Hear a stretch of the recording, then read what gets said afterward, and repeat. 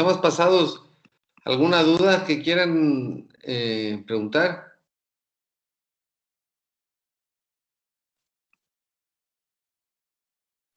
¿Todo está claro? ¿Alguna duda para el examen? El examen vale 100% es la calificación tal cual. Y luego veo que a veces lo fraccionan algunas actividades y le dan un determinado porcentaje a cada cosa.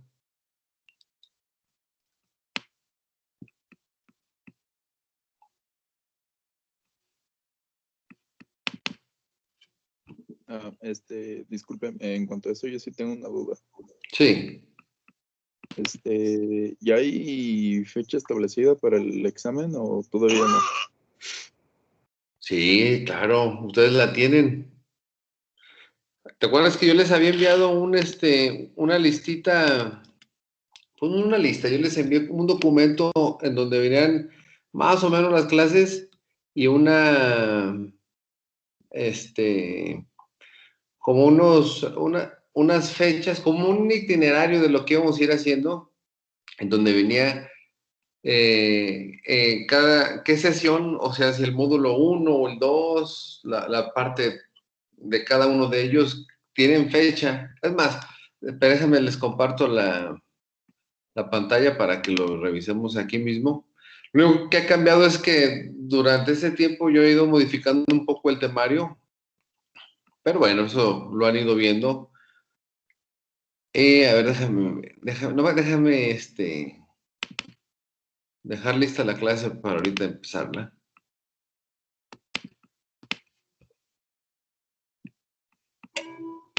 Entonces quiere decir que no viste ese documento, porque el examen es la próxima semana.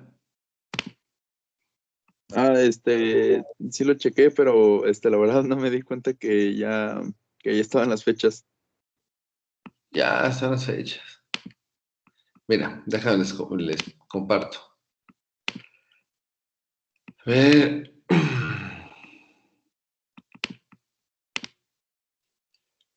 Ahora sí ya ven la pantalla, ¿verdad?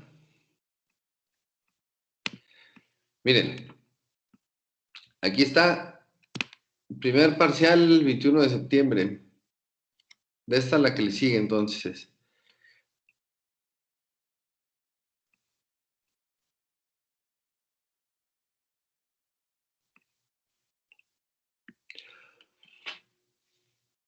Todavía tienen un ratillo, Okay, está bien. un buen rato para estudiar. Entonces, la última clase es el 14 de ustedes. O sea, el martes, si no me equivoco. Y su examen, hasta la que le sigue. De todas maneras, hoy es el último tema y lo demás, por ejemplo, la clase del día 14 va a ser así yo no hago repasos yo, o sea, solamente podemos resolver dudas. Bueno, pues, igual si hay alguna situación, ahí me preguntan durante la clase.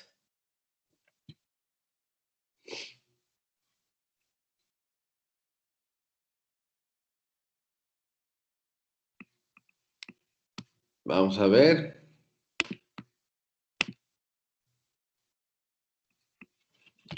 Ok, entonces vamos a continuar con el módulo de enfermedades desmielinizantes,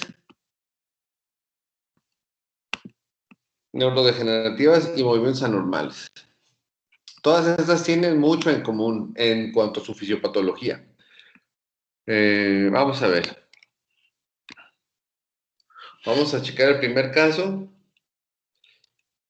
Está muy sencillo, solamente para darle continuidad a lo de la clase pasada que les dije que yo iba a meter un caso de otra variedad de enfermedades aquí.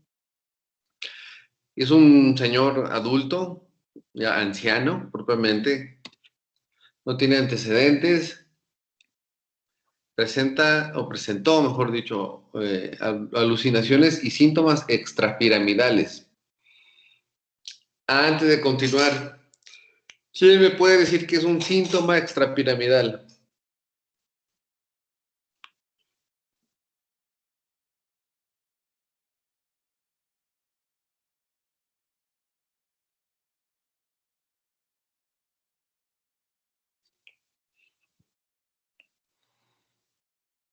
Es un síntoma que no involucra a la vía, pues, piramidal. Ok, ¿como cuáles? Porque hay muchas cosas que no involucran a la vía piramidal. Y sí estoy de acuerdo contigo en ese sentido, pero ¿qué variedad de síntomas? Uf.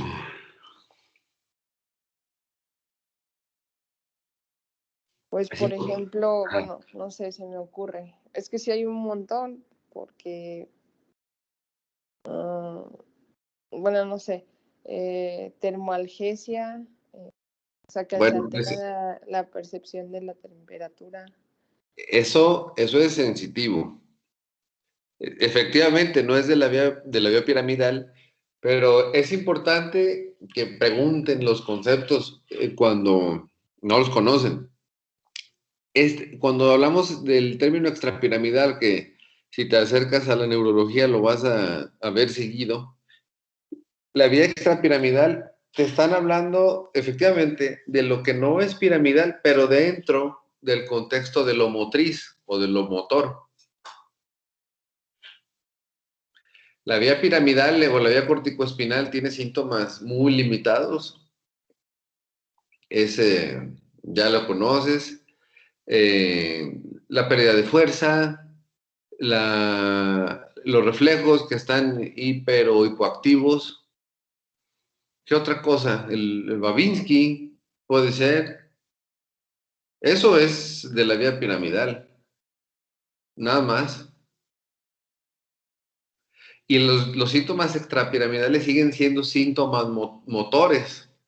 Porque acuérdate, la vía piramidal o corticoespinal, como se conoce generalmente cuando se habla de la vía motor, el movimiento, estamos hablando de una vía consciente, en donde tú controlas tu fuerza o los movimientos de tus extremidades, y hay un sistema subconsciente totalmente que ajusta todo el diseño que haces para poder, por ejemplo, tomar un vaso con tu mano, para que el brazo vaya en ese sentido, vaya, los músculos antagonistas y agonistas vayan de forma, digamos, equilibrada hacia ese sitio, que no tiembles, que esté bien calculado, que lo pueda hacer incluso con los ojos cerrados. Ese sistema es el sistema extrapiramidal y no tiene que ver, en realidad está formado principalmente por los ganglios basales.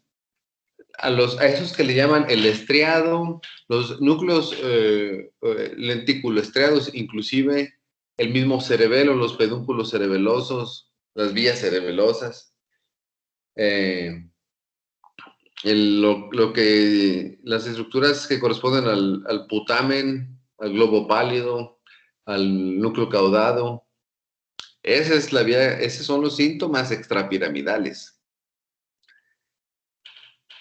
Entonces, los síntomas extrapiramidales, por lo regular, tampoco son muchos. Por ejemplo, en este paciente, vamos a ver si están, no me acuerdo si están, creo que sí. Durante la clase van a ir descubriendo cuáles son esos síntomas extrapiramidales. Bueno, un detalle. Si aquí entiendo que no van a tener mayor orientación de las cosas, de por sí que el caso no era un caso típico, así que por lo pronto no voy a preguntarles mucho, más bien les voy a decir, esto que están observando ahorita es de un señor de esa edad que empezó sutilmente con síntomas extrapiramidales, transcurrió el tiempo, algunos meses, y luego se agregaron alucinaciones, que fue específicamente la causa por la que su familiar lo llevó al hospital. La persona que evaluó los síntomas vio que tenía rigidez. Eso es extrapiramidal, la rigidez. La hipertonía no. La hipertonía es de la vía piramidal, pero la diferencia entre estar rígido y estar hipertónico es que se comportan en la exploración diferente. Por ejemplo, un paciente hipertónico sería un paciente con parálisis cerebral o con un infarto antiguo que generó una hipertonía que se expresa en forma de cierre de navaja sevillana. Eso quiere decir que tiene hipertónicas las extremidades, que parecen rígidas, pero cuando una persona las moviliza de forma pasiva, cuando hablamos de pasivo, significa que el médico está forzando el movimiento con su misma fuerza. Eso es un movimiento pasivo. De repente pierden la resistencia y la articulación cede y se dobla. Así como si fuera una liga que se rompe y lo flexionas o lo extiendes. Así se comporta la hipertonía. Y la rigidez se comporta como un engrane. Es lo que en términos, digamos, más conocidos es la rueda dentada. No sé si ya habían escuchado ese término. Le movilizan el brazo y como que van por partes logrando movérselo. Eso sería ¿cómo distinguir una hipertonía de una rigidez? Otro síntoma extrapiramidal es la bradicinesia. La bradicinesia es movimiento muy lento. Entonces el paciente está todo rígido, como una estatua, y encima se tarda mucho en moverse, y luego tiembla mucho. El temblor también es extrapiramidal. Eso, por supuesto, que en su conjunto hace que los pacientes tengan una marcha muy inestable y una postura también inestable. Entonces, aquí estamos viendo, eso inclusive, lo que yo les acabo de describir se llama parkinsonismo. El parkinsonismo, podríamos decir que que se asemeja al concepto de demencia en el sentido de que estamos hablando de un grupo de síntomas que lo pueden presentar muchas enfermedades. El parkinsonismo es eso. No hablé de enfermedad de Parkinson. El parkinsonismo es ese conjunto de síntomas que, claro, va a aparecer en la enfermedad de Parkinson porque es característico de ella, pero también puede aparecer en otra variedad de enfermedades. Entonces, el paciente podríamos decir que tiene parkinsonismo y tiene alucinaciones. Por eso es que le están dando ese tratamiento. El pramipexol, la levodopa y carbidopa son fármacos para la enfermedad de Parkinson. El escitalopram y la olanzapina se lo dan por el tema de las alucinaciones. Vamos a ver. Posteriormente, los síntomas mejoran y con el tiempo presentó gradualmente baja cognitiva. Aquí alguien tiene alguna sospecha diagnóstica de algún tipo de padecimiento en específico.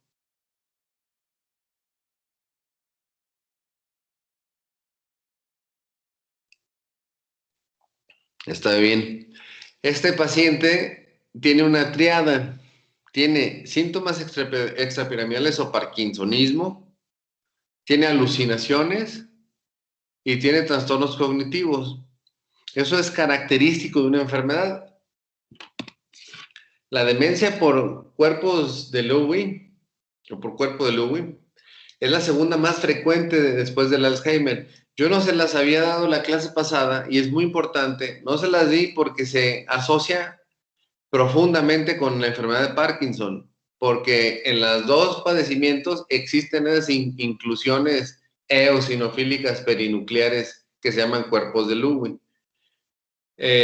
Vamos a ver de qué se trata. Esta en característico, a diferencia del resto de las demencias, de forma temprana manifiesta alucinaciones. Es lo característico de ella, porque hasta donde yo recuerde, en ninguna de las demás lo hacía de forma temprana. Sí pueden debutar, pero hay formas tardías en donde ya el paciente está extremadamente limitado y dependiente de alguien, puede presentar alucinaciones. Esta lo hace de forma muy temprana. Además que las otras demencias, no todas generan trastornos motores. Aquí sí, y específicamente extrapiramidales, o sea, un parkinsonismo. Es el curso fluctuante, se puede modificar y también hacen un síndrome demencial. Precisamente por eso se llama demencia de cuerpo de Lewy. Así es como se define. Esos 3 síntomas, cuando están en conjunto, es una demencia de cuerpo de Lewy. Ahora, también puede ser un Parkinson con demencia. La única diferencia es la presentación. Se dice que si ese paciente hubiese empezado con esos síntomas parkinsonianos un año antes de tener alteraciones cognitivas o alucinaciones o conductuales, todo eso, si él un año antes está aisladamente con síntomas motores o extrapiramidales, se diagnostica como Parkinson. Un Parkinson que después desarrolla demencia. El 80% de los pacientes con Parkinson van a acabar demenciados. O sea, y su demencia va a ser por cuerpos de Lewy. Por eso es muy frecuente. Pero no tanto como el Alzheimer todavía. Y la enfermedad o la demencia vascular es la que le sigue en frecuencia, que será la tercera. Su patología, lo que les comentaba, se produce depósitos de eosinófilos perinucleares en neuronas corticales. Hay pérdida neuronal en corteza y también en el mesencéfalo cuando se asocia a enfermedad de Parkinson. Hay pérdida de producción de acetilcolina, en fin, varios problemas. El diagnóstico es clínico, hacen esa triada y tienen el diagnóstico. Pueden encontrar atrofia como en todos y en el PET-CT lo característico es que hay disminución de actividad en el lóbulo parietal posterior y occipital, pero predomina lo clínico en estos padecimientos. El tratamiento, hay que evitar antipsicóticos, pero fíjense bien, dice antipsicóticos y luego también se le da antipsicóticos. Son diferentes tipos de antipsicóticos. Los antipsicóticos clásicos tienen, porque todavía, por supuesto que están en uso, tienen una afinidad por los receptores dopaminérgicos que tienen que ver con las funciones de los ganglios basales. Por eso, antagonistas de dopamina, pues. Y el Parkinson, el contexto es que está lastimada la sustancia negra, la pars compacta, que es productora de dopamina, y si le dan un antipsicótico clásico, que de por sí, de la poca dopamina que tienen, todavía se la bloquean con antagonistas, les empeora la enfermedad del Parkinson. Por eso no se les da antipsicóticos clásicos, pero sí los atípicos, que son generados precisamente para evitar este efecto secundario. Inhibidores de la colinesterasa con la única finalidad de mejorar la transmisión como en cualquier otro padecimiento. Y el fármaco por excelencia en el Parkinson, levodopa y carbidopa, porque esta es una enfermedad que tiene Parkinson. Por eso. Digamos que una cosa importante, aquí, en este caso especial, estas enfermedades desmielinizantes,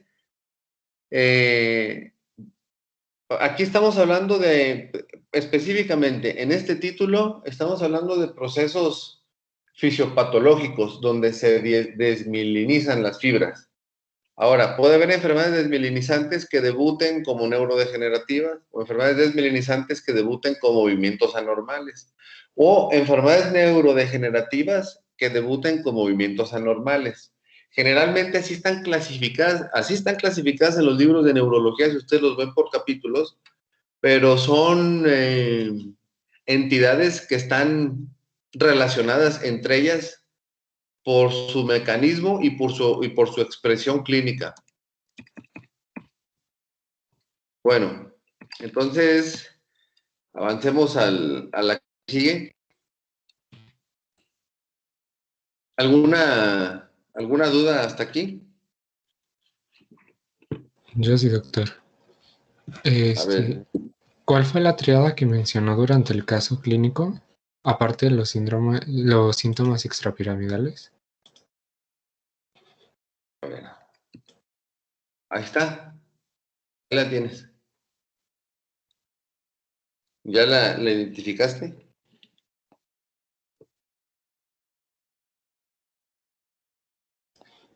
Según yo eran los extrapiramidales, la pérdida de, bueno, lo cognitivo de forma gradual, pero el otro no me acuerdo. Ahí está, ahí se lo tienes escrito.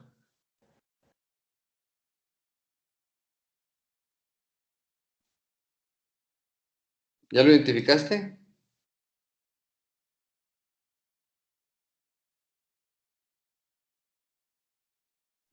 Son las alucinaciones, ¿no? Sí. Aquí no hay más datos, aquí solamente hay 3 datos. Alucinaciones, síntomas extrapiramidales y de pérdida cognitiva. Esa es la triada. No hay más. Vamos continuando. Bueno, eso es lo que vamos a revisar. Y los casos clínicos, como se trata de movimientos anormales, pues mejor se los presento y para que los vean ustedes, es más útil.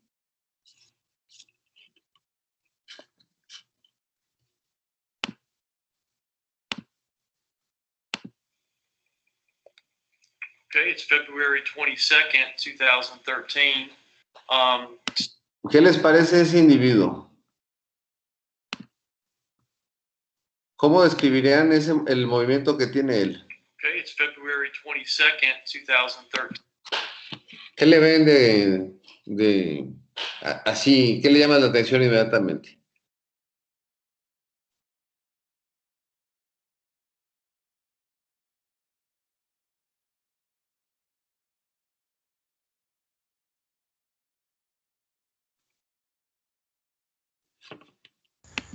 Los brazos en flexión. Questions? Los brazos en flexión, si tú lo ves, ¿qué es lo primero que detectas que está haciendo?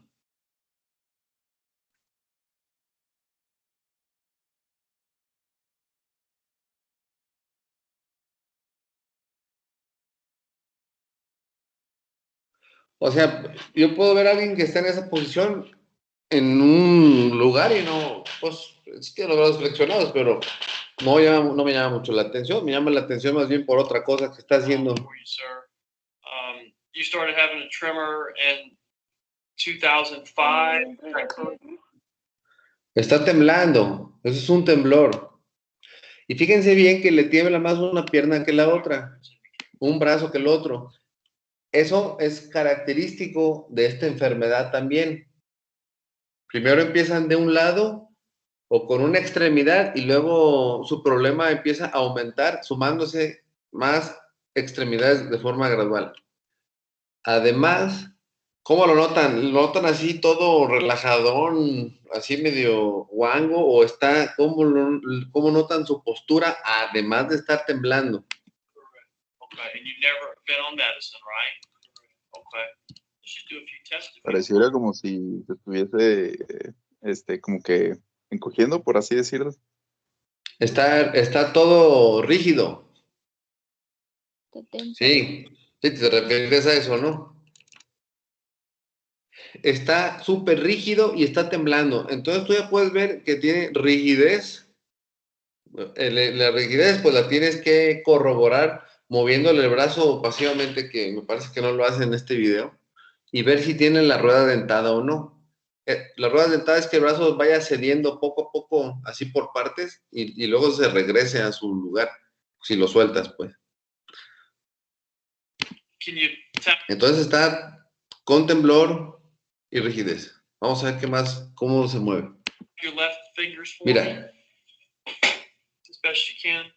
How about opening and close them like that? ¿qué te parece la velocidad en la que se mueve? ¿Normal, aumentada o disminuida? Disminuido. ¿Eso cómo se llama? Radicinese. Sí, entonces otra vez ya tienes síntomas muy característicos. Tienes temblor, tienes temblor en reposo y de intención, porque el de intención es o de acción, cuando una persona se mueve y persiste temblando. Hay temblores que desaparecen cuando la persona se mueve. Pero no es el caso. En lesiones cerebelosas aparecen esos temblores. Pero aquí el señor está en reposo y tiembla de forma asimétrica. Además, está rígido. Y aparte tiene bradicinesia. ¿Cómo se llama eso?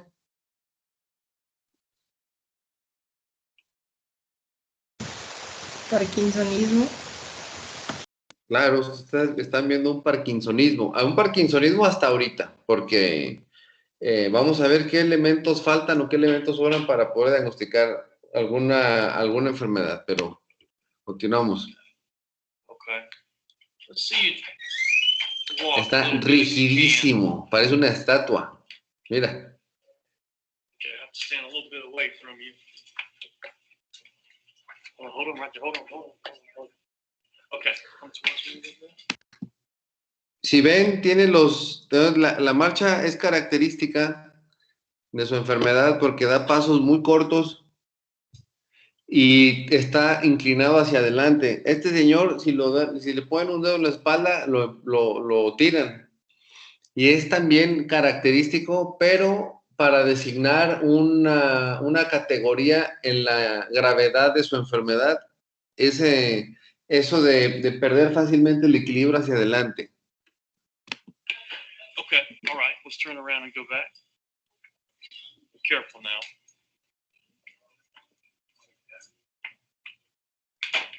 Okay, sir. So can you tell us the date today? Today is October 16th, 2015. Okay. And so we've been kind of gradually increasing your medicine over the past couple of years, and you've gotten a lot better, haven't you? I really have. Okay. Well, let's see you try to do some tests that you had trouble doing last time. Can you tap the left fingers like that? How about the right? Okay. Oh, great. Now let's see you walk. I'm going to open the door here. Okay. Can you walk towards that door? Yeah. Okay, and turn around. Can you walk like this, heel to toe, like you walk in a tightrope? Wow. So how do you feel now compared to 2.5 years ago? It's like night and day.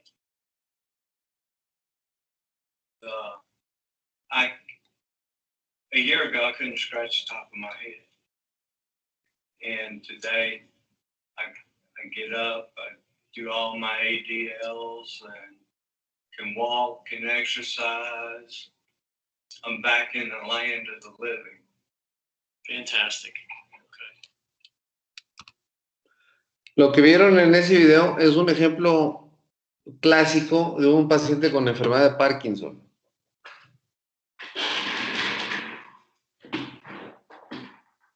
Tal cual. Así están todos los pacientes, al menos ya tienen idea de lo que se van a encontrar. Bueno, además que era un paciente ya con un Parkinson más o menos avanzador, ¿verdad? Entonces, su definición es para empezar, necesita tener un síndrome parkinsoniano clínicamente manifiesto. Y esto es por lo que decíamos, rigidez, temblor en reposo, inestabilidad postural y bradicinesia. O sea, lentitud de movimiento. Lo característico aquí es que es asimétrico y es progresivo. Estos son como los síntomas cardinales. Puede tener otros síntomas, pero resulta que ese término de síndrome parkinsoniano o parkinsonismo existe porque hay otras enfermedades que se parecen mucho a él y se van a distinguir por algunos datos en especial, nada más. Por lo pronto, hay que revisar en esta tabla que son los síntomas motores y no motores de la enfermedad de Parkinson. Cuando hablan de enfermedad de Parkinson, sí están hablando propiamente de un padecimiento con su fisiopatología, su clínica, su tratamiento y demás. Cuando habla de parkinsonismo, es solamente una presentación clínica de la vía extrapiramidal. Entonces, los que tienen A son los síntomas clásicos. El movimiento lento, la rigidez. Aquí dice que puede o no tener el fenómeno de rueda dentada, de hecho, pero sí tiene resistencia al movimiento pasivo y también la hipertonía la tiene. Hay que verlo en contexto nada más y también orienta. El temblor en reposo es lo clásico, por eso los puse aquí. La inestabilidad postural es como algo que también se presenta con menor frecuencia, pero esto depende más bien de la intensidad de los otros síntomas. Y yo por ahí ya les he hecho el comentario que algunas enfermedades degenerativas, como es el Parkinson también o el Alzheimer, las dos son degenerativas, debutan con pérdida del olfato como síntoma cardinal de la enfermedad, como primer síntoma. Ya se había comentado que en pacientes de la tercera edad que tuvieran problemas de olfato como uno pensaría de forma espontánea, hay que irle pensando que puede llegar una enfermedad degenerativa en unos años o en unos meses, como un aviso.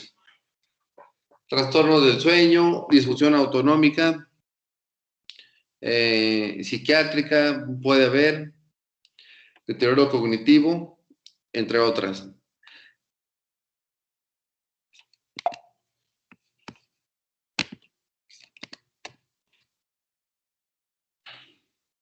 Ok, entonces, el diagnóstico de Parkinson es un diagnóstico clínico, pero hay otras entidades que se parecen mucho a las que le llaman parkinsonismo atípico. O los mismos síndromes, el síndrome parkinsónico, como lo habíamos revisado, o parkinsoniano, puede aparecer, en primer lugar, porque es lo más frecuente, por Parkinson.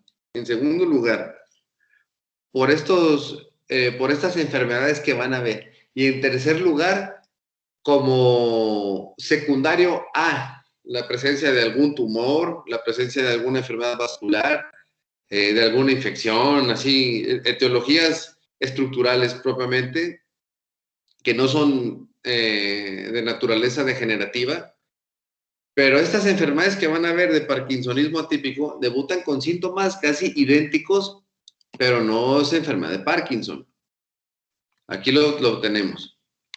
El Parkinson idiopático, como lo ponen aquí, es la enfermedad de Parkinson que estamos analizando, en donde los pacientes generalmente tienen como síntoma predominante el temblor. Esto es lo característico. El resto más bien suelen debutar con inestabilidad y trastornos de la marcha cuando caminan o al momento de hacer alguna prueba de balance. Fíjense que la enfermedad de Parkinson agarra el 85% de los pacientes y las otras son más raras, 15% distribuidas, pero en todas estas. Y las que se conocen como parkinsonismo atípico son estas enfermedades que tienen una base, una fisiopatología que es diferente al Parkinson. La atrofia de sistemas múltiples, la parálisis progresiva supranuclear, el síndrome corticobasal, la demencia de cuerpos de Lewy, aquí porque se suma la demencia, pues. Es decir, tienen el síndrome parkinsónico más demencia, es una demencia de cuerpos de Lewy, que no es exactamente las manifestaciones clínicas solamente por este concepto de demencia, que pudo haber sido antes de los síntomas motores, porque una enfermedad de Parkinson, ya les había comentado, de 8 de cada 10 pacientes va a evolucionar a demencia, pero después, en el transcurso de su enfermedad. Drogas que inducen el parkinsonismo, bueno, aquí ellos lo repitieron. Además, esta más bien sería como las causas secundarias, tumores y demás. Sepan entonces que un paciente así Podría ser, bueno, este sí es muy característico. Por un paciente con sintomatología parecida, podría ser una de estas, de acá abajo. Pero aquí hay que sumarle, cada una de esas enfermedades está bien estudiada. Yo no las puse porque no nos iba a dar tiempo de revisarlas. Pero ténganlo en mente que puede ser un diagnóstico diferencial y habría que hacer una exploración clínica más minuciosa y buscar otro tipo de síntomas que pudieran sugerir estas y no el Parkinson. La fisiopatología no conocen precisamente bien qué ocurre. Lo que se conoce hasta ahora es que sí degeneran neuronas dopaminérgicas con proyección nigroestriatal. ¿Qué quiere decir esta palabra nigroestriatal? ¿Es de color negro? Ok. En el mesencéfalo hay una estructura que se llama sustancia nigra. Okay, Son las estrías en la sustancia negra. No, no estrías. Hay un en el cerebro, o sea, yo estoy hablando allá en el telencéfalo, propiamente, hasta allá arriba. La sustancia negra está en el mesencéfalo y se caracteriza porque en los cortes de Yakovlev o de galleta, como también por ahí les dicen, se ve negra, por eso es una sustancia negra.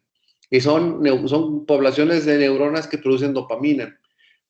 Y tienen fibras de proyección, quiere decir que esas fibras las sacan hacia los telencéfalos, su sustancia negra, y se va al estriado. El estriado es una estructura compuesta por el putamen y por el caudado. Se llama estriado porque entre ellos, en medio de ellos hay una estructura, perdón, que se llama cápsula interna. Es como un muro que separa el núcleo caudado del putamen. A pesar de que existe esa barrera, que la cápsula interna es una condensación de la corona radiada, la corona radiada son fibras también de proyección, continúan su comunicación entre sí a través de algunos haces que perforan la barrera esa y parecen dar la impresión de que son estrías. Por eso se llama cuerpo estriado. Y esta proyección es nigroestriatal. Estoy diciendo así para que se acostumbren a escuchar esos términos. Solamente les está diciendo, en otras palabras, degeneran neuronas dopaminérgicas que comunican la sustancia negra con el caudado y el putamen. Es lo mismo, en otras palabras. Para que cuando les digan de estriado, ya se acuerden de qué estructura estamos hablando. Bueno, entonces, eso es en cuanto a su fisiopatología. Ahorita les voy a buscar una imagen, un libro de anatomía para que esto no se quede con mi pobre descripción que les acabo de dar. Vamos a ver.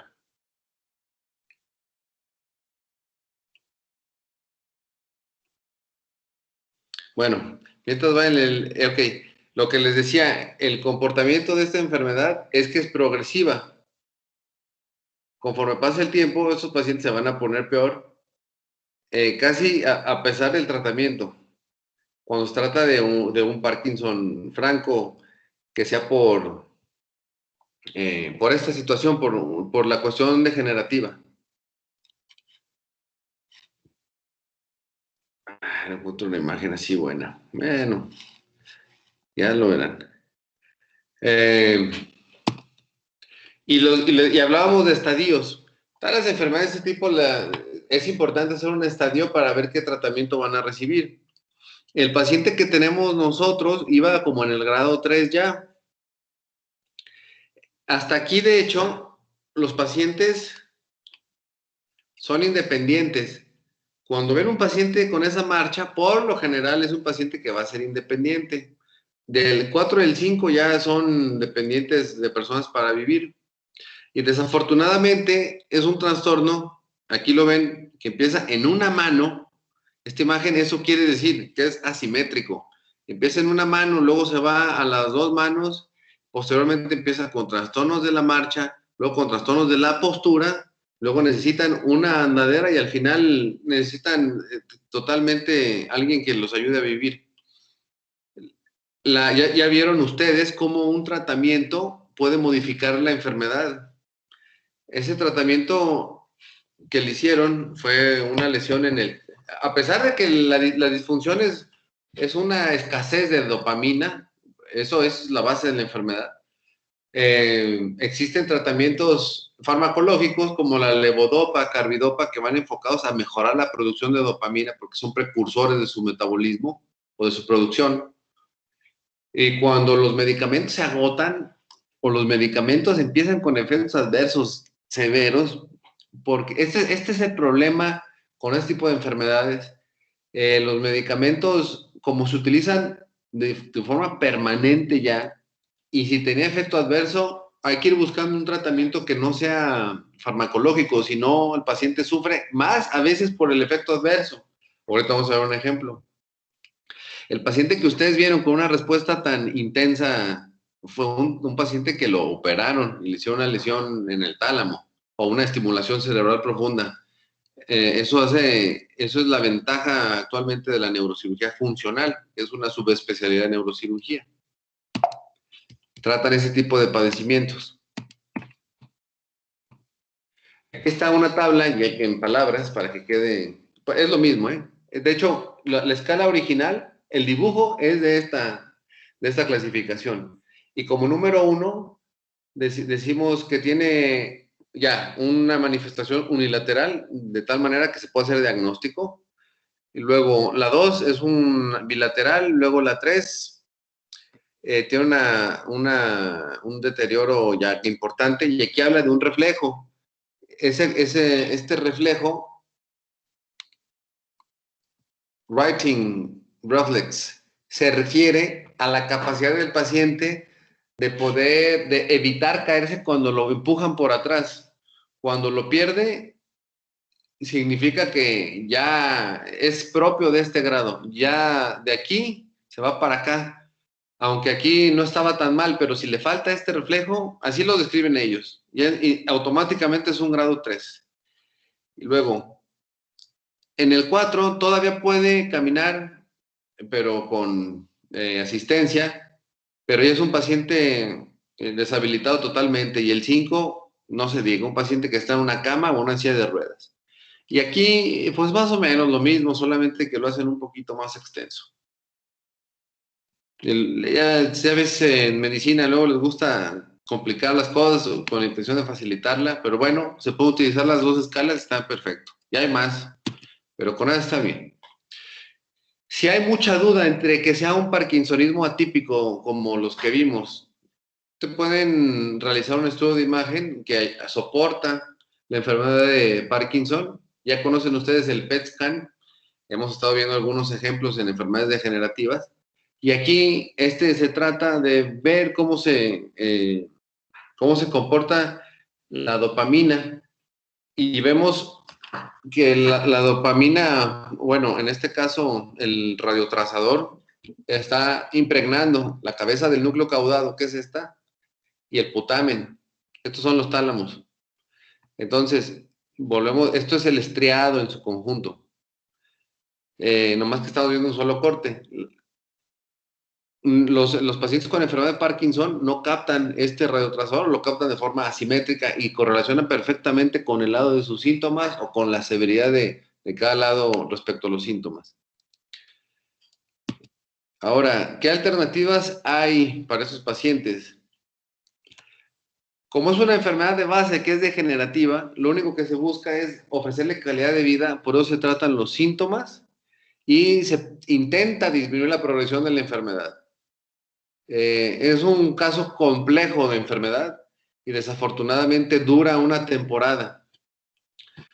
Se dice que otra orientación diagnóstica es cuando le das a un paciente de estos levodopa. La enfermedad de Parkinson especialmente responde muy bien a la levodopa, y tan es así que le llaman periodo de luna de miel. Si tú tienes un periodo de luna de miel con síntomas de estos, es una enfermedad de Parkinson, de así, y solamente por clínica. Responden bien y se les quitan sus síntomas solamente algunos años.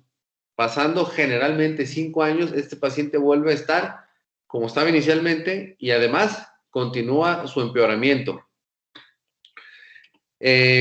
Cuando se tiene bradicinesia, se recomiendan estos medicamentos o esta variedad de medicamentos. Cuando se tiene temblor solamente, se recomiendan agentes anticolinérgicos. Por ejemplo, aquí ahí hay otra complicación. Un segundo.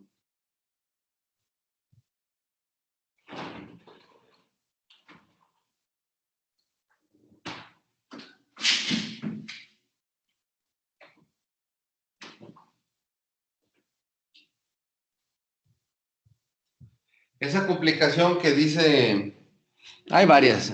Ahorita en otra lista les tengo todas. Ahorita vamos a revisar. Entonces, cuando uno va por aquí y se agota el medicamento o va a dosis más altas, pues puede variar un poquito, meterle agonistas dopaminérgicos, otra variedad de medicamentos, amantadina, sobre todo para... Esa disquinesia es una complicación. Esta es otra complicación. Ahorita les voy a decir cada una de ellas.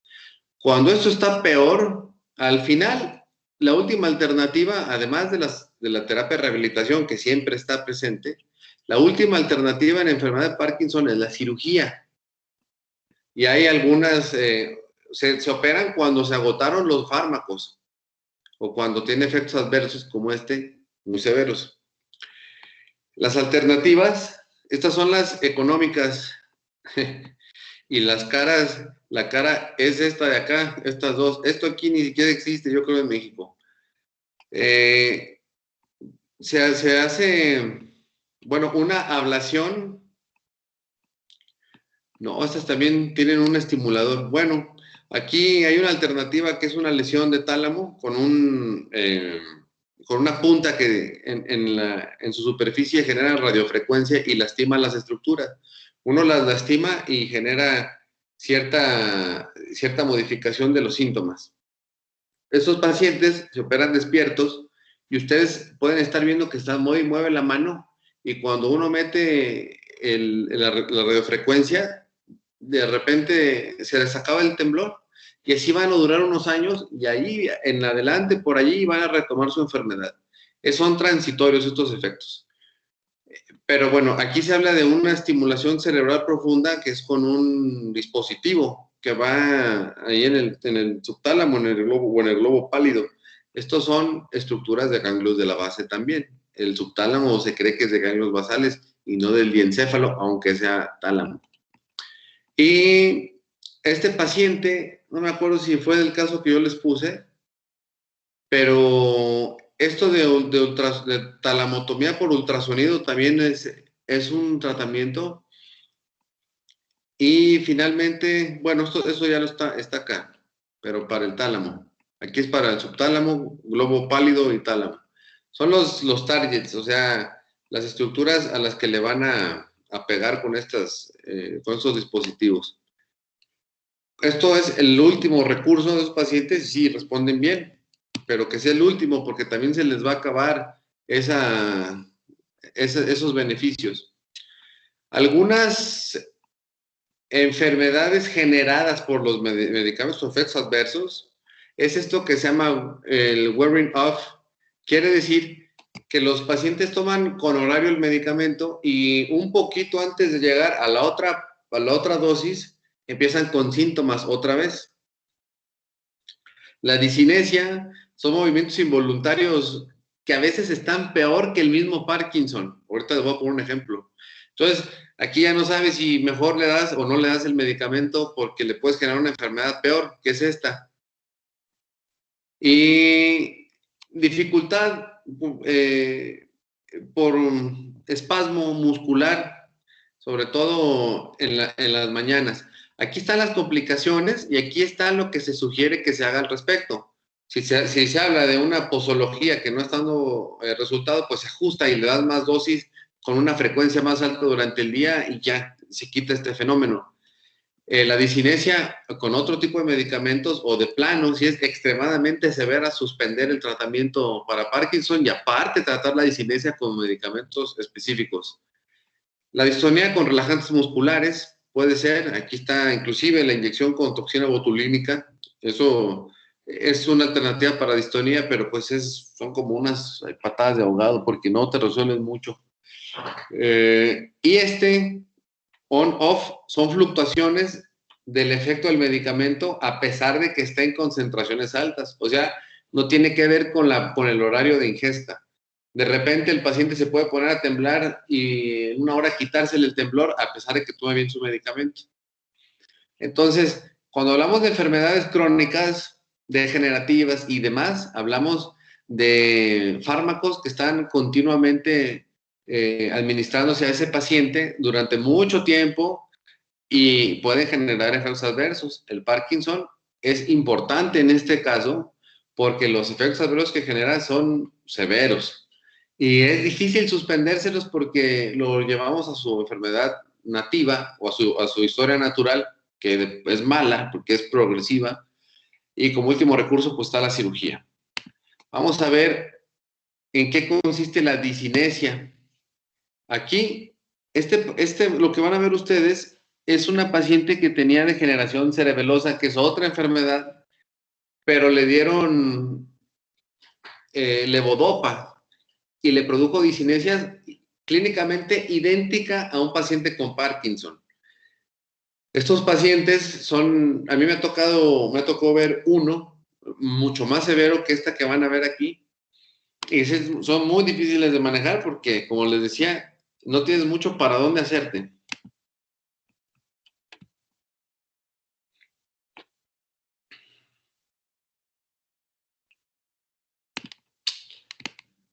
Aquí está. Estamos hablando de que solamente tiene síntomas motores, o sea, toda su cuestión cognitiva, en el caso de ella, está respetada y demás. Acuérdense que un 20% de pacientes con Parkinson no se van a ver, no van a generar demencia.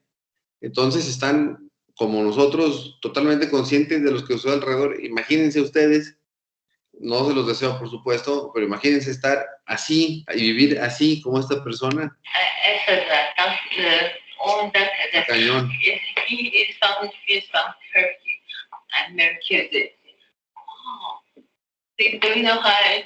Because I've been in Indonesia and I know London, that's why I kind of noticed that. I know Turkey. Do you know Turkish that London? Do you know that? No.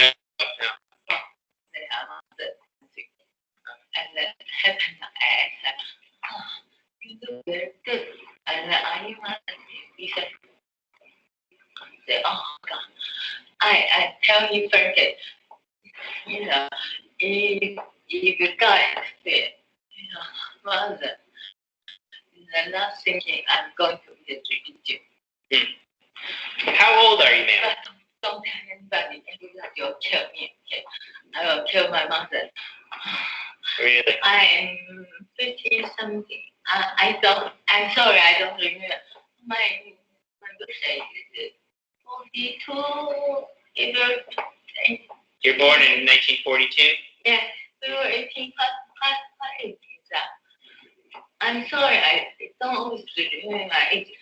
When you saw my son or my daughter, I'm sorry, but I remember their birthday. How long have you had movement trouble for? I have more than 10 years already.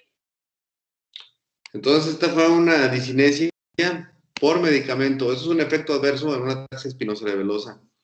No es cualquier cosa. No es cualquier cosa los efectos adversos que tienen los pacientes y son complicados.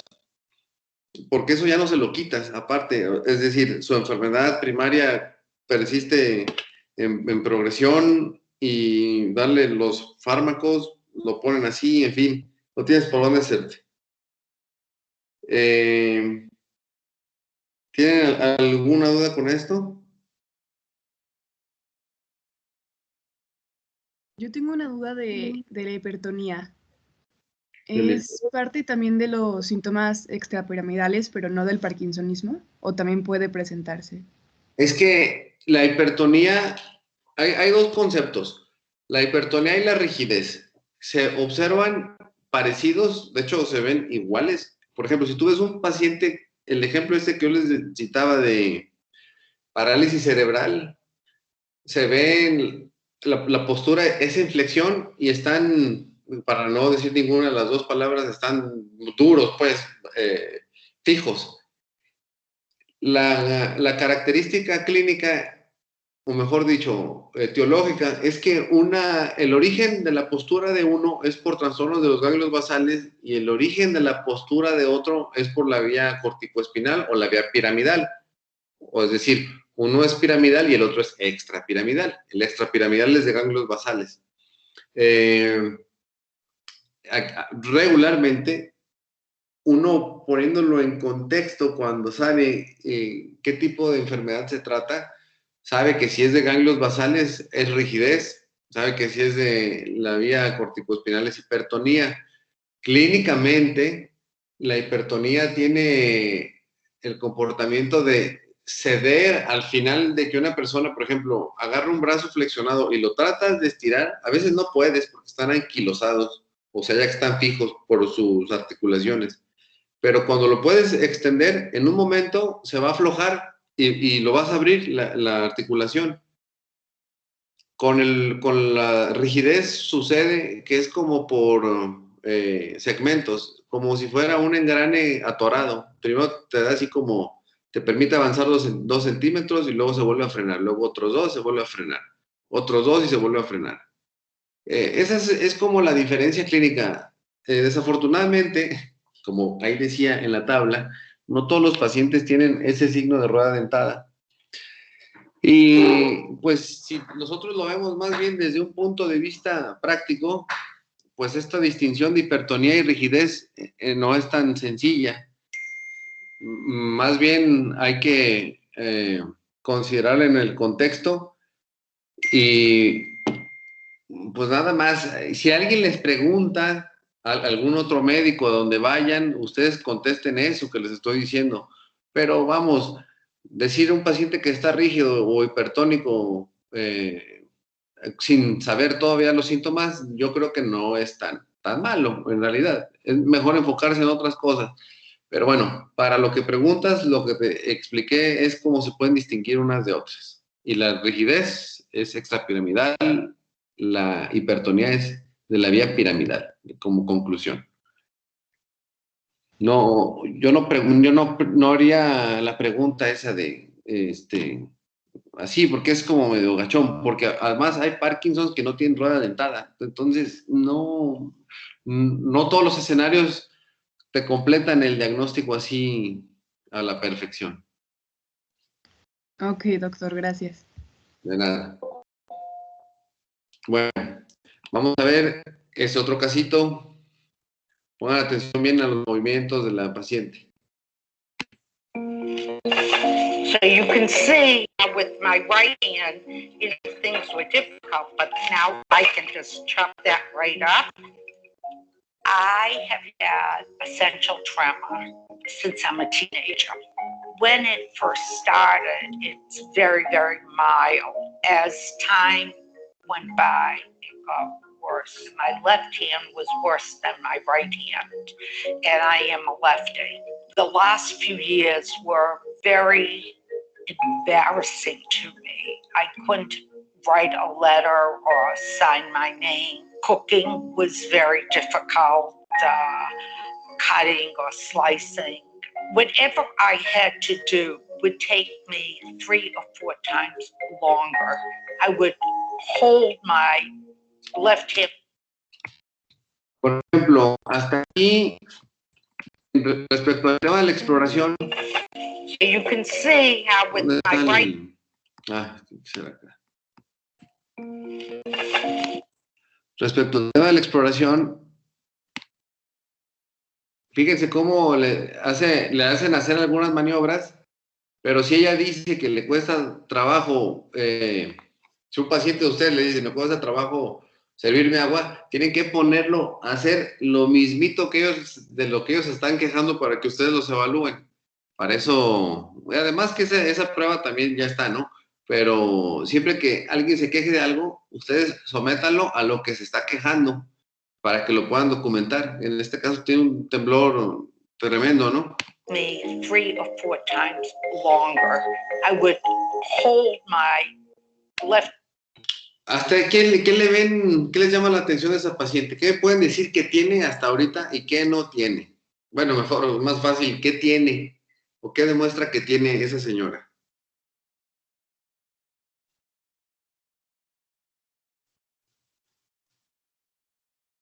Temblor, pero no muestra signos de demencia. No, esa señora está bien y tampoco está toda espástica o rígida como el otro paciente, ¿no?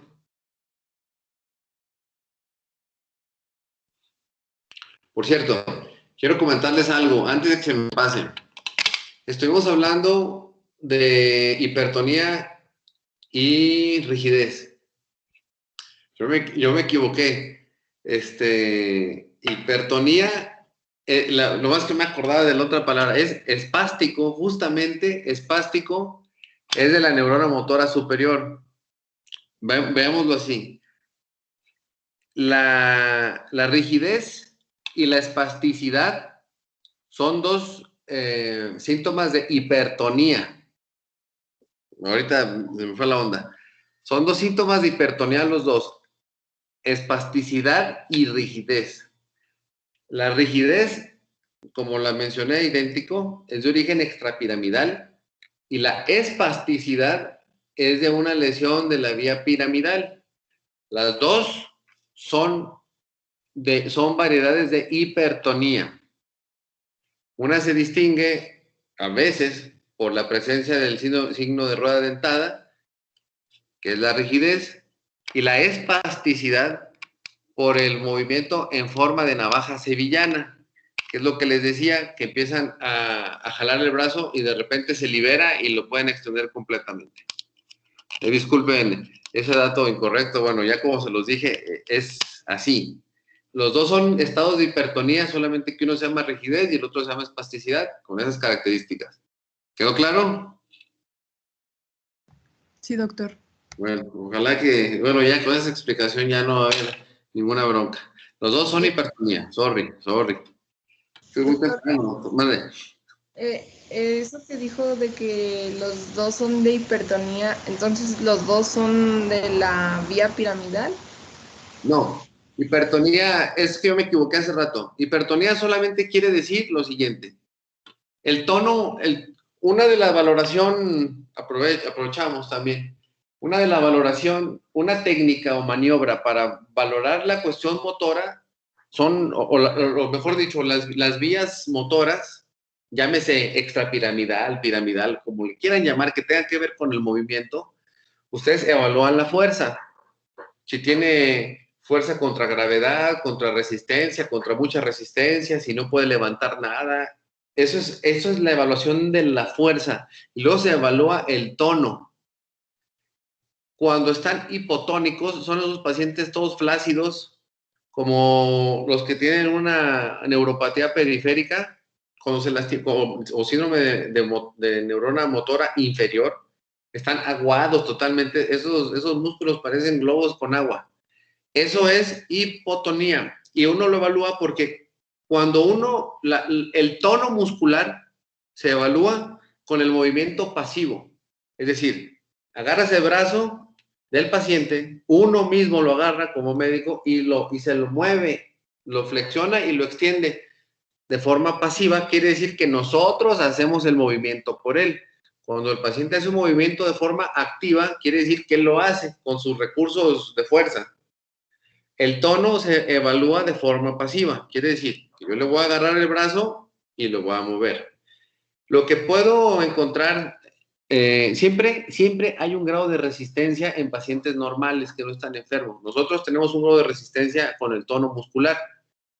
Cuando hay hipotonía, no existe ninguna resistencia y yo no puedo mover la extremidad de ese paciente como se le dé su gana.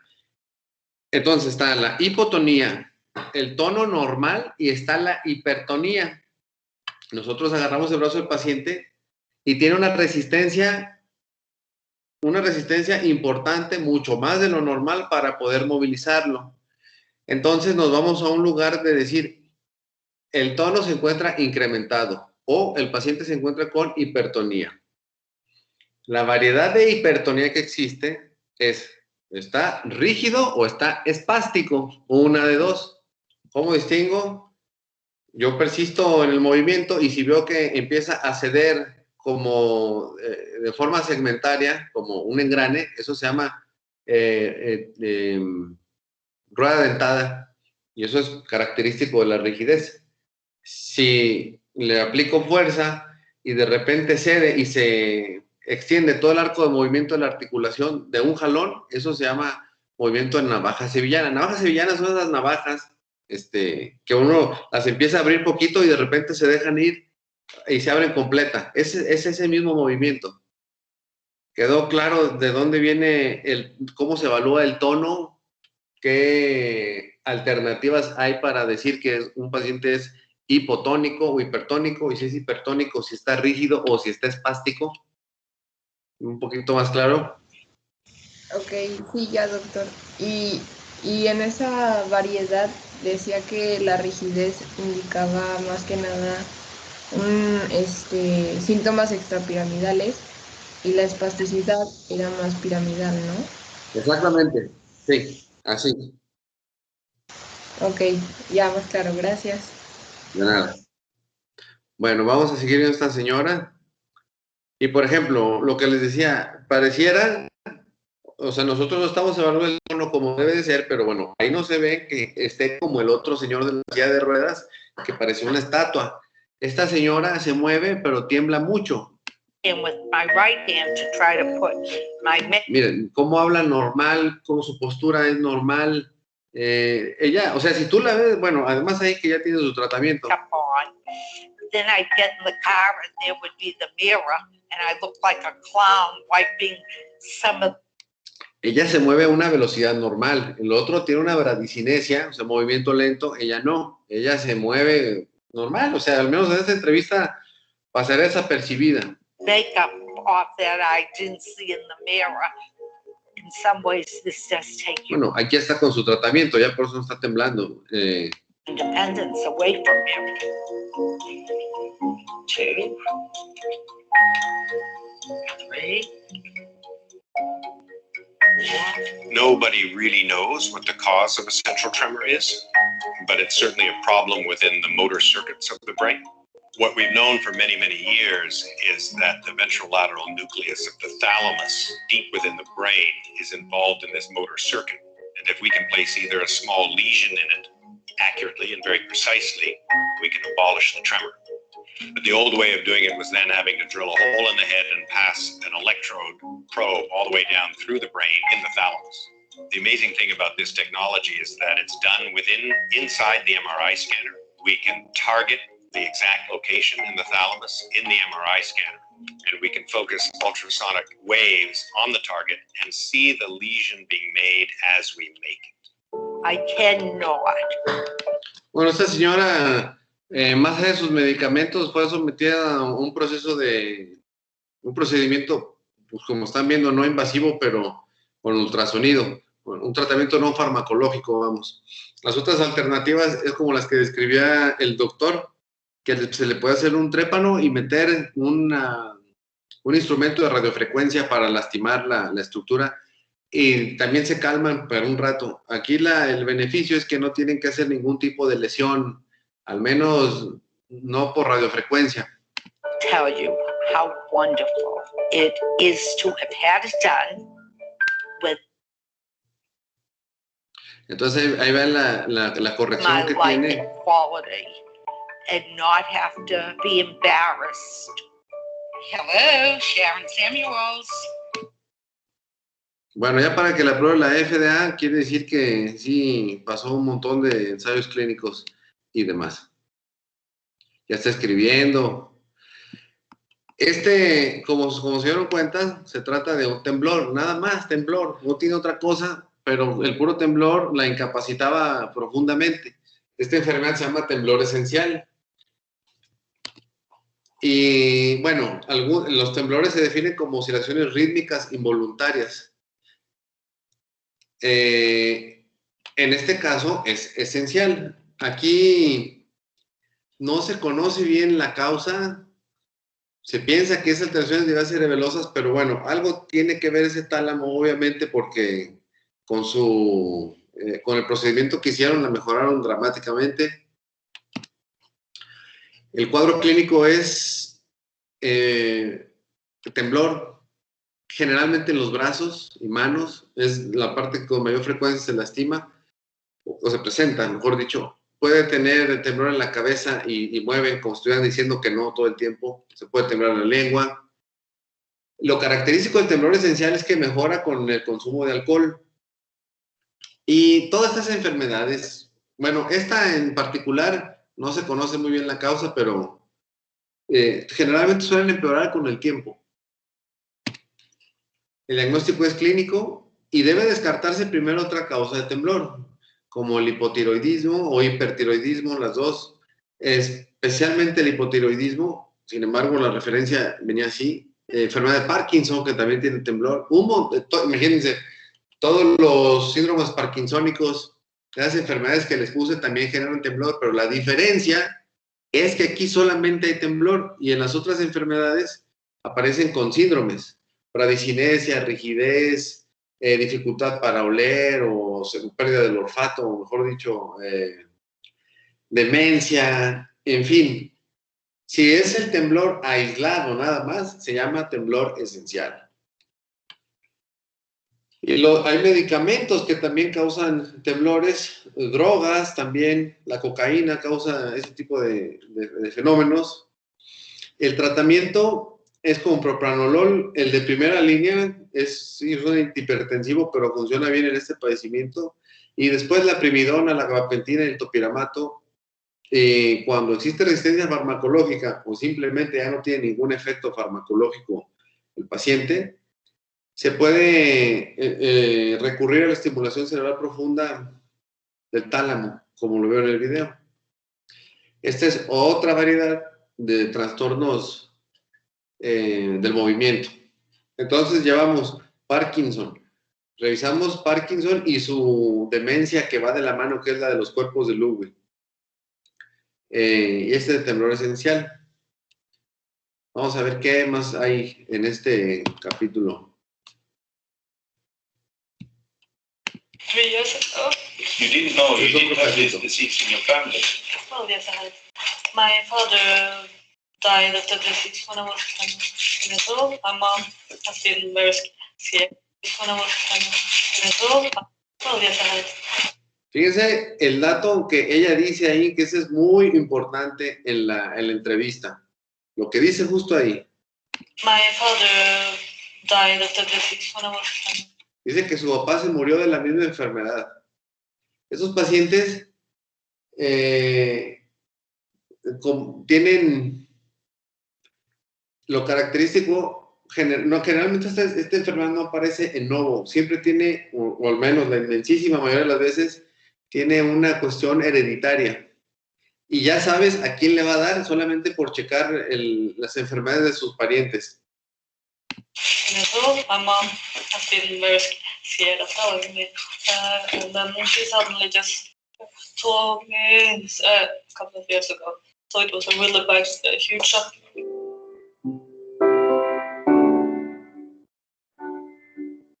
I was able to think. Lo que me interesa de estos videos es sobre todo que vean, parece que están como medias inquietas, pero... At the time, and also that the disease has the progress.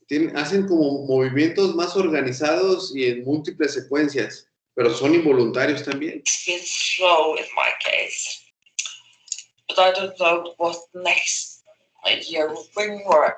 Esa imagen es importante, que la vean cómo camina y cómo se va moviendo. Half a year from now, about a year ago, I could walk in the woods, but now I can't practically not walk. How has life become after you got the diagnosis? Has it been all that way better, or It has not. It has not been all that bad. There are pleasures in life, lots of pleasures in my life.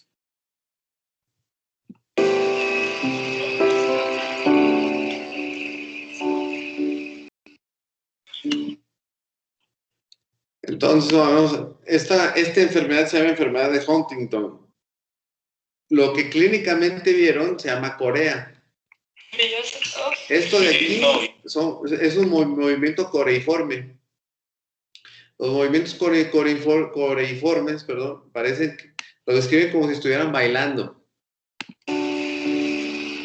Claro que no es un baile, ¿no? Pero así clínicamente los mencionan.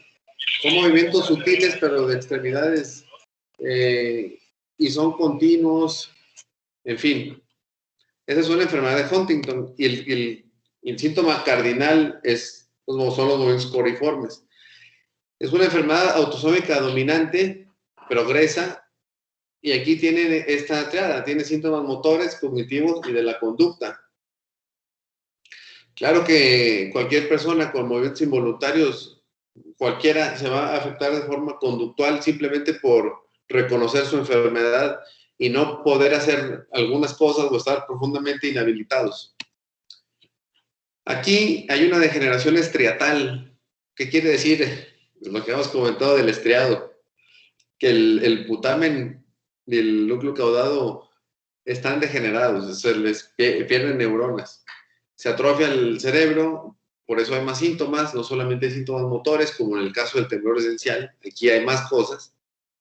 Ya hay de forma difusa, o sea, en todo el cerebro, la presencia de inclusiones intraneuronales de la proteína de Huntington. Ese es como el diagnóstico histológico, digamos. El síntoma motor predomina, que son movimientos coreiformes, inicio súbito, rápido, pueden ser continuos, aleatorios, de intensidad y extensión variable. Así de una forma sutil se puede observar como que está medio inquieto, y en una forma ya más drástica pareciera que están bailando, no se controlan de nada en absoluto. Por eso se llama trastornos de movimiento del tema completo. Lentitud para movimientos oculares sacádicos. Los movimientos oculares no son muchos, entre ellos está la variedad sacádica. Los movimientos sacádicos consiste en ver un lugar, como si ustedes ponen sus brazos, sus manos enfrente de ustedes y miran una y luego miran la otra. Eso es un movimiento sacádico, que se brinca una región completa. El movimiento continuo es cuando perseguimos algo con la vista. Bueno, eso se llaman movimientos suaves de seguimiento. En fin, los movimientos sacádicos están alterados. Y por ahí, en formas avanzadas, podemos encontrar rigidez, claro, porque son extrapiramidales, porque es la degeneración de los ganglios basales, y lentitud de movimiento. El diagnóstico es clínico, pueden hacer una valoración genética, y es donde ahí ya se tiene perfectamente localizado el sitio de lesión, o también a través de un interrogatorio familiar, que es 100% orientador, porque se trata de una enfermedad dominante. El tratamiento, desafortunadamente, como el resto, es sintomático. No se puede detener la progresión de la enfermedad, y estos pacientes no tienen buen pronóstico con todo y el mejor tratamiento del cual se dispone el día de hoy. ¿Alguna duda con esta?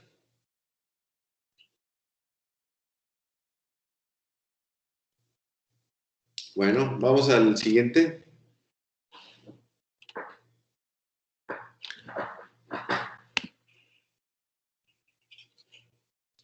Lleva los brazos al frente. Trata de abrir y cerrar las manos. ¿Qué truco haces para calmar momentáneamente esto? Hago gestos. Bien. Ponte como más cómodo te sientas.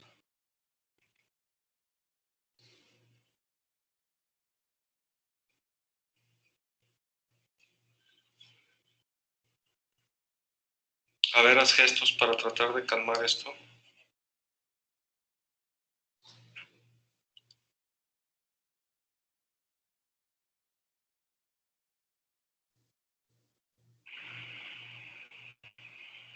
Pon los brazos al frente.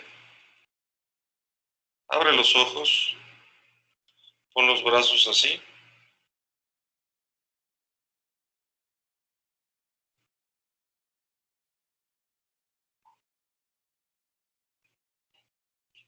Haz así rápido con las dos manos. Abriendo y cerrando. Bien, ponte de pie, Eutimio.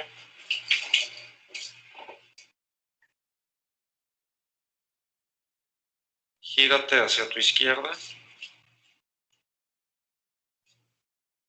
Gírate hacia atrás.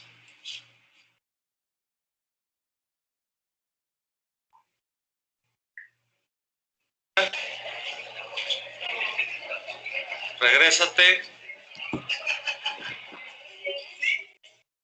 Para allá. Regresa.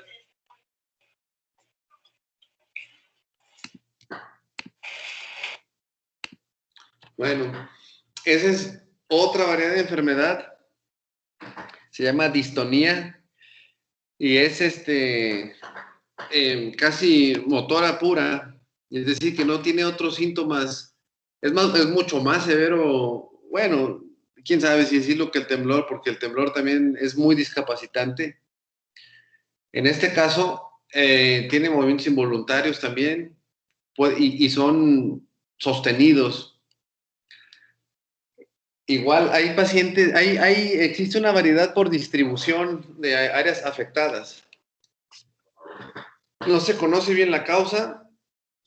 En las formas primarias, en donde no encuentran nada, al menos como otra enfermedad que lo esté causando, se observan cuerpos de inclusión perinucleares en neuronas. Ese es lo que el común denominador de estas enfermedades que tienen como una enfermedad de depósito.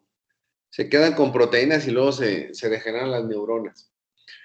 Pero también existen otras causas como lesiones perinatales, hipoxia, trauma, enfermedad vascular, y bueno, estas son tratables de forma directa. La otra solamente se puede manejar con fármacos y con algún tipo de cirugía, como en el caso de ese paciente que fue operado. El cuadro es muy heterogéneo. Inclusive puede haber pacientes solamente con trastorno en los puros párpados. Pero tampoco, o sea, no creo que sea cosa fácil tener los ojos cerrados de forma involuntaria. También es difícil.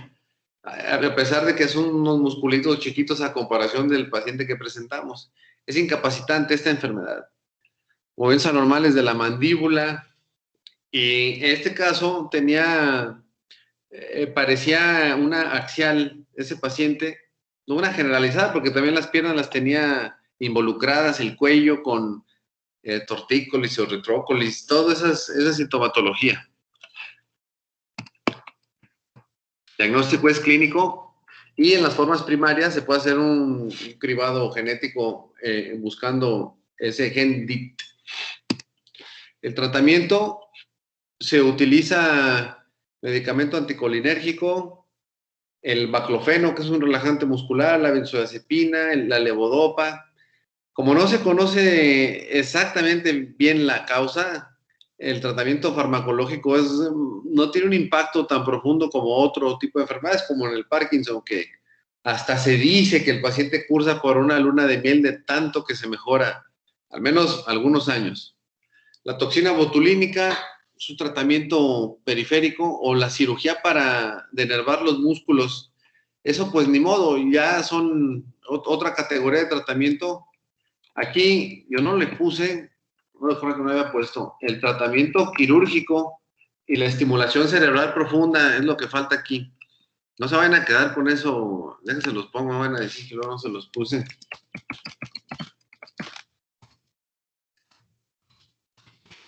Ahí está. Este es el más importante de todos, o el que tiene más, en casos seleccionados, el que tiene más impacto. Por eso ustedes ven ese paciente que estaba muy limitado y después de que lo operan ya está hasta caminando, tiene una postura normal. La estimulación cerebral profunda puede tener un efecto muy, muy positivo. Y en el escenario de distonía, si se fijaron, ellos habían puesto en su video que tenía una mutación específica. El tipo de mutación va a dar el pronóstico al tipo de tratamiento que se le ofrezca. Por eso es importante que se estudien de forma completa la cuestión genética para ver si son respondedores o no a algún tipo de tratamiento.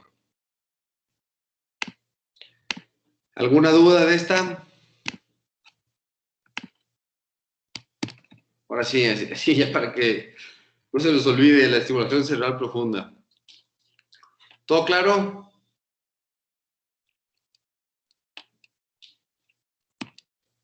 Nada más vamos a ver estos temas, esta ocasión.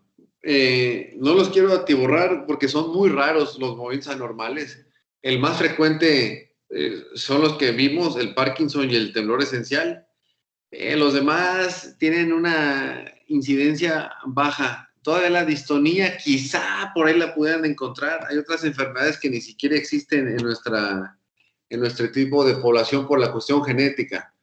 Pero son muchísimas, con unas similitudes importantes y unos datos muy finos para poder distinguir entre ellas.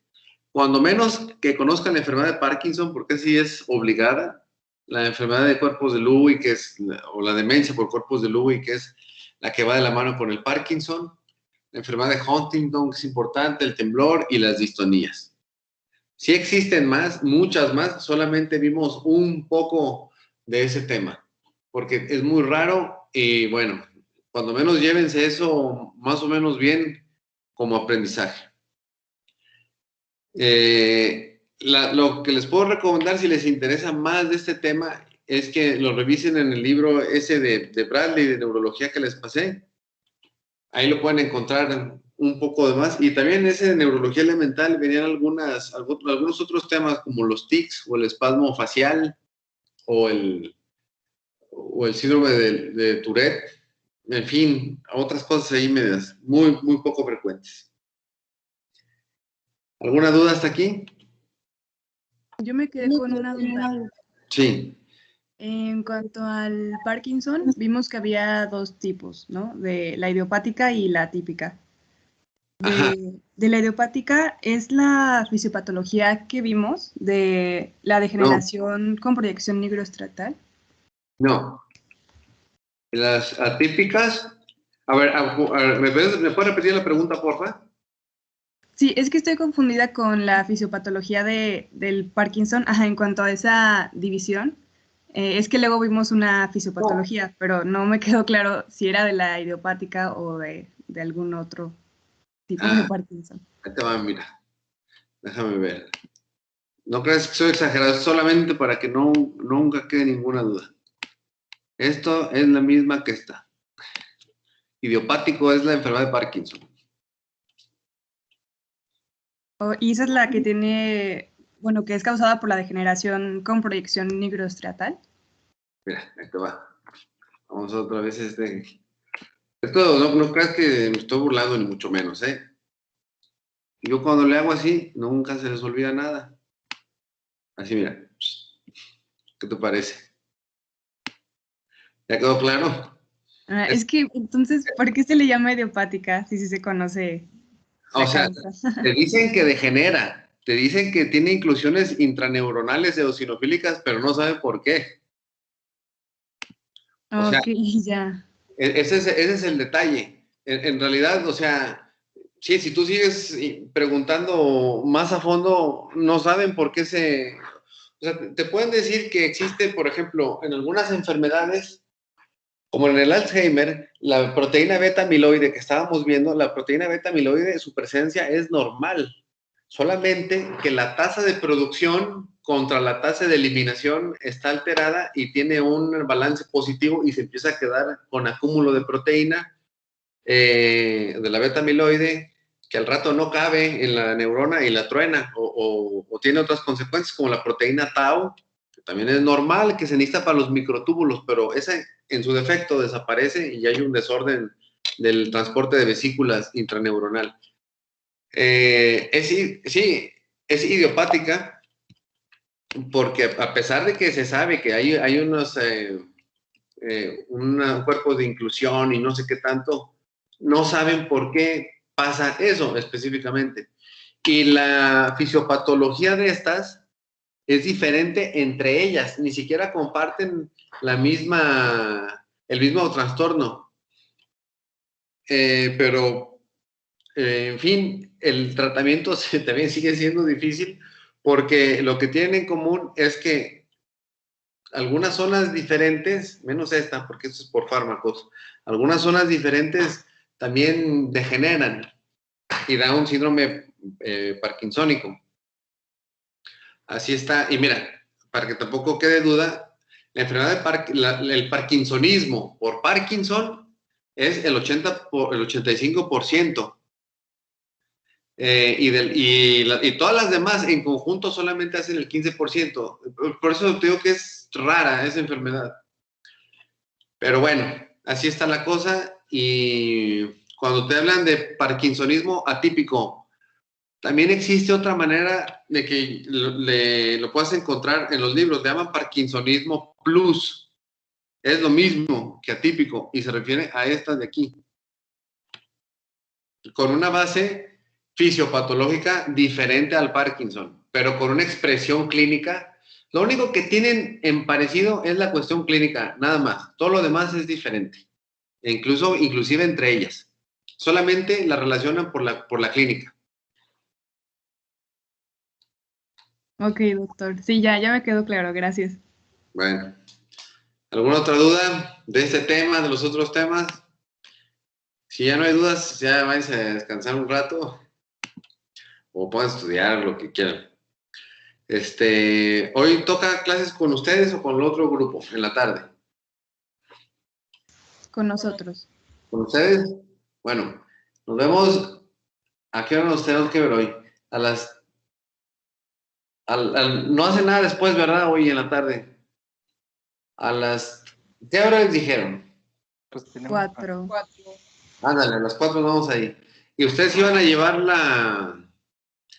Yo voy a llevar mi computadora, les tengo que pasar la presentación, pues, pero todos ustedes hacen la instalación de la clase, ¿verdad? Con la pantalla y todo eso. Yo igual voy a llegar un poquito antes esta vez, porque ninguna de las dos televisiones la vez pasada funcionó. Les recuerdo, lleven su oftalmoscopio, y porque no vamos a ver a fondo ese tema, pero sí es importante que repasemos cómo se utiliza para que ya se vaya desarrollando esa habilidad. Vamos a ver solamente la cuestión de la vía visual, estúdienla. Si tienen que estudiar para que sepan de qué vamos a hablar. Quien guste. Bueno, entonces vamos al rato. Gracias, doctor. Nada. Gracias. Hasta luego. Gracias. Gracias, doctor. Bye.